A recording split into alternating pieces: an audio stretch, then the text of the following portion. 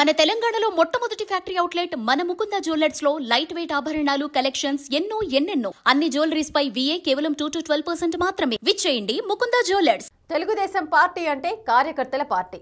నాయకులు వస్తూ ఉంటారు పోతూ ఉంటారు. కానీ టీడీపీలో మాత్రం కార్యకర్తలే ఆ పార్టీకి పట్టుకొమ్మలు. ఎన్టీ రామారావు దగ్గర నుంచి చంద్రబాబు పార్టీ పగ్గాలు చేపట్టినప్పుడు ఆయన వైపే కార్యకర్తలు నిలిచారు. తెలుగుదేశం పార్టీ అంటే కార్యకర్తలని అందరూ ఒప్పుకునే విషయమే. అలాంటి పార్టీలో కార్యకర్తలు పరిస్థితి ఏంటి అనే చర్చ ప్రస్తుతం హాట్ టాపిక్ గా మారింది. ఆ క్రమంలో లోకేష్ నిర్ణయంతో క్యాడర్లో జోష్ కనిపిస్తోందంటున్నారు.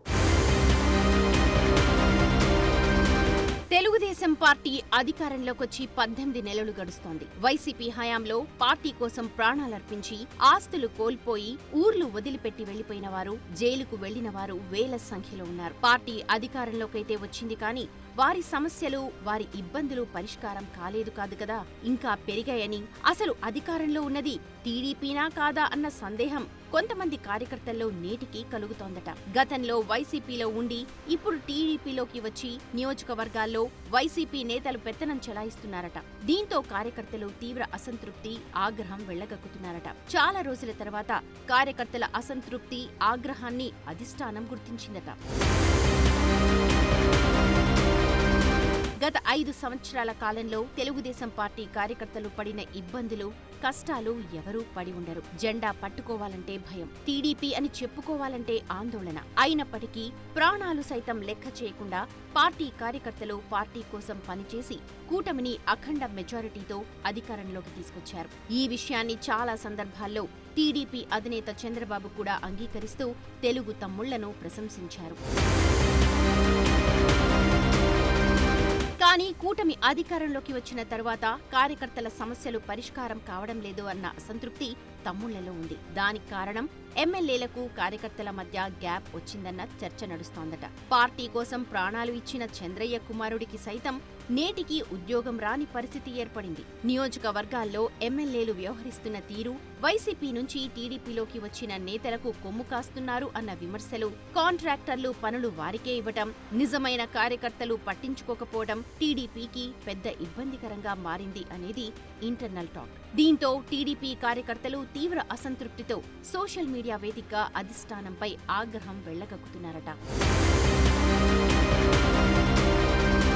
మొన్నటికి మొన్న ప్రకాశం జిల్లాలో జరిగిన హత్య విషయంలో కూడా ఒక సామాజిక వర్గానికి ప్రభుత్వం భారీ ఎత్తున వరాలు ప్రకటించింది. దాంతో బీజేపీ, జనసేనకి అనుబంధంగా ఉంటే మాత్రం కార్యకర్తల విషయంలో స్పందిస్తారా, నిజమైన పార్టీ కార్యకర్తల విషయంలో మాత్రం పట్టీ పట్టనట్లు వ్యవహరిస్తారా అని ఆవేదన వ్యక్తం చేస్తున్నారట తెలుగు తమ్ముళ్లు. గతంలో టీడీపీ నేతలను ఇబ్బందుల పాలు చేసిన వైసీపీ నేతల విషయంలో చూసి చూడనట్టు వ్యవహరించడం పట్ల కార్యకర్తలు అధిష్టానంపై అసంతృప్తి వెళ్లగక్కుతున్నారట.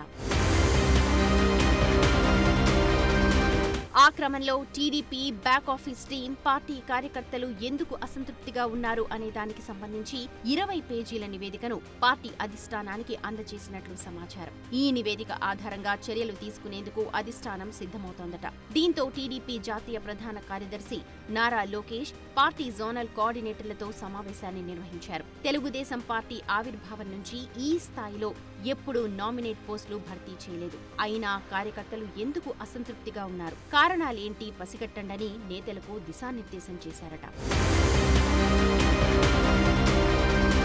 ఎమ్మెల్యేలు, ఎంపీలు, పార్టీ పెద్దలు నిరంతరం కార్యకర్తలతో సమావేశం అవ్వాలని లోకేష్ ఆదేశించారట. కార్యకర్తే అధినేత, పార్టీలో ప్రతి ఒక్క కార్యకర్తకు న్యాయం జరగాలన్న సంకేతాన్ని నేతలకు పంపారట లోకేష్ కీలక నిర్ణయం తీసుకున్న నేపథ్యంలో భవిష్యత్తులో కార్యకర్తలకి మంచి రోజులు వస్తాయని ఆశిస్తున్నారట తెలుగు తమ్ముళ్లు.